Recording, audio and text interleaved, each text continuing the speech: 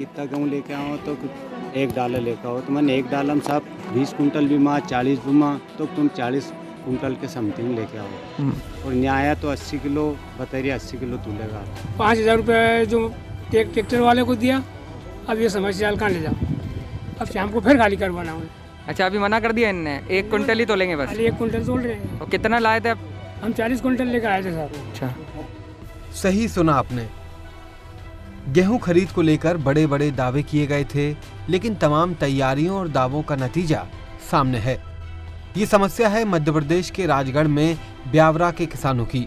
ये किसान ट्रॉली भरकर गेहूं लेकर जब खरीद केंद्रों में पहुंचे तो कहा गया कि 21 किलो, 50 किलो और 70 किलो फसल ही खरीदी जाएगी। अब इसकी वजह भी सुन लीजिए। 15 तारीख का मैसेज आया था 6 किसान का, तो 6 किसान को हमने फ़ोन से सूचना की, लेकिन उसमें वेट नहीं आया था। और जब आज अपन ने सूची निकाली उनकी, तो किसी किसान के 22 किलो, किसी किसान के 69 किलो, किसी किसान के 84 किलो वजन आए हैं। अब वो किसान डाला लेकर के तो आ गए।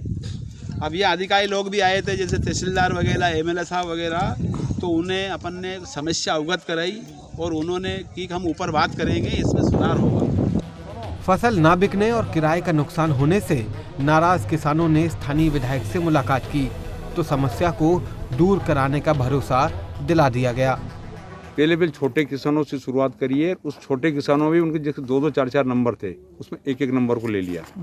वो एक नंबर में मान लो छोटा किसान था, छोटा नंबर था, तो इसी हिसाब से गेहूँ आए उनके, किसी के 50 किलो, किसी 21 किलो।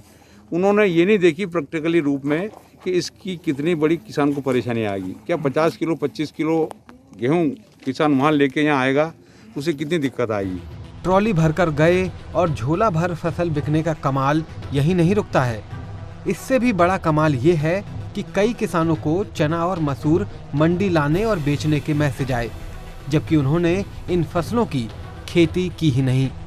पंजीयन में चने भी ये भी सही बिल्कुल है, ये भी प्रॉब्लम है। ये मैंने पहले भी बताया था, SDM साहब से भी चर्चा हुई थी। जब गिरदावरी हुई उस समय क्या हुआ, या तो पटवारी लोग हमारे बैठ के गिरदावरी कर लेते हैं, उसकी वजह से प्रॉब्लम होती है। जहाँ प्रैक्टिकल उससे धरातल पे नहीं पहुँचते, बैठ करके जहाँ गिरदावरी कर ले तो वहाँ दिक्कत आती है, और इसी वजह से परेशानी आई है। किसानों की इन तमाम परेशानियों के बीच अफसरों की दलील भी सुनते चलिए।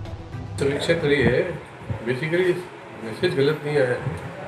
वो जो किसान थे, इसमें कुछ इस तरह की समस्या भी रही है कि उनकी ज़मीन 2 अलग अलग गांव में थी, और वो 2 अलग अलग गांव 2 अलग अलग सेंटर में लगते हैं, और जिस सेंटर में उसकी जितनी ज़मीन थी उतने गेहूँ का मैसेज आ गया, और दूसरे गांव में जहाँ उसकी ज़्यादा ज़मीन थी उसमें मैसेज अभी नहीं आया है।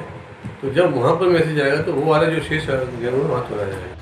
अगर इस दलील को सही मान लें तो सवाल उठता है कि जब लॉकडाउन है और आवाजाही पर पाबंदियां हैं, तब एक किसान को 2-2 खरीद केंद्रों पर क्यों दौड़ाया जाएगा, और गलत SMS के चलते किसानों को जो नुकसान हुआ उसकी भरपाई आखिर कौन करेगा।